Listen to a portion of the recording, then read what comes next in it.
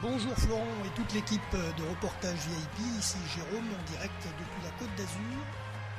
Voici un nouveau reportage.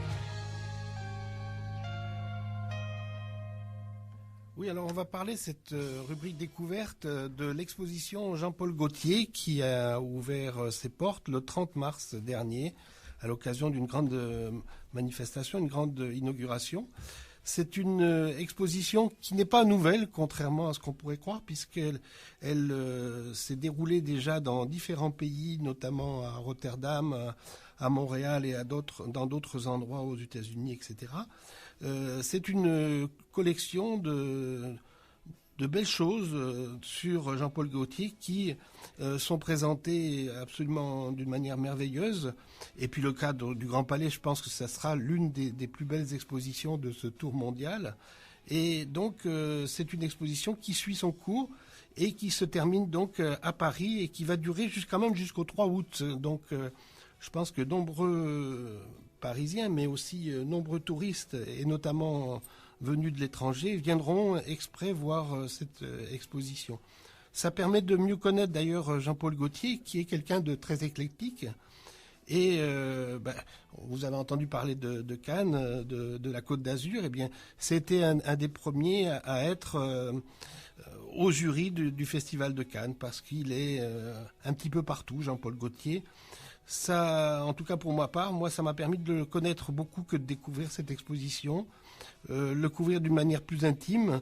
Et donc cet endroit est quand même assez magique aussi.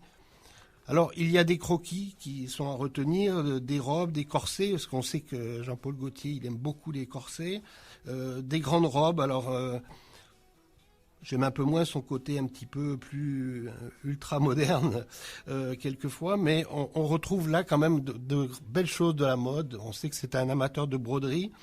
Il y a des choses très belles, notamment par exemple, je vous citerai une robe longue qui est majestueuse de par sa dimension, sa traîne, etc., qui représente en fait toute une on a l'impression de loin de voir une peau de tigre. Et en fait, quand vous vous approchez, bien c'est de la broderie, ce sont des perles noires, tout un travail fait à la main qui est magnifique. C'est vraiment, il faut le voir pour comprendre un petit peu cette qualité de la mode et qui fait la réputation aussi de la France. La France, quand il parle de la mode, effectivement, c'est quand même le lieu encore où on a envie d'être présenté. C'est en tout cas ce que disait encore hier Jean-Paul Gaultier. Bien sûr, l'industrie de la mode s'est beaucoup déportée sur Milan, mais Paris reste encore très prisé et on peut s'en féliciter. Heureusement, il nous reste encore cela. Et l'occasion de voir cette exposition au Grand Palais, eh bien, c'est un petit peu cette occasion-là. Alors, on peut rappeler aussi que cette exposition qui est présentée par les musées nationaux est animée donc par, notamment sur des mannequins animés d'une manière assez innovante par toute une équipe de scénographie qui vient de Montréal.